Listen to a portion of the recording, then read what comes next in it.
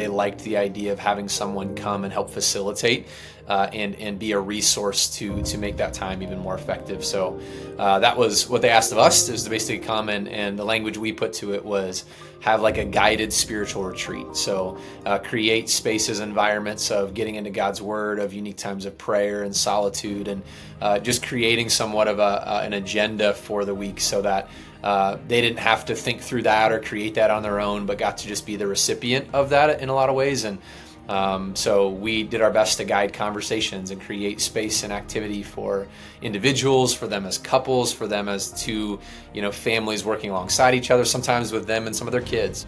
My background is in counseling, and I teach at Grace College part-time in the counseling department. Right away, they just talked a lot about needing solace and refreshment and spiritual encouragement.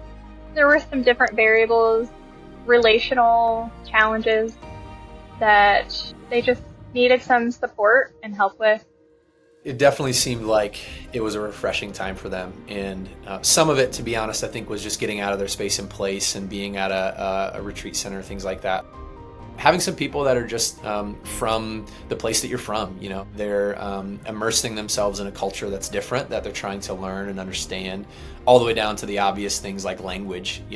I think to have environments where there was obvious cultural connections with us, and obviously the connection of Christ and our shared faith, like that just allowed for things that were refreshing. Missionaries are just like us, like the same relational conflicts that we deal with, or like mental battles, or marriage, strengthening your marriage, working on marriage, to parenting and parenting troubles. Like, they are also dealing with those.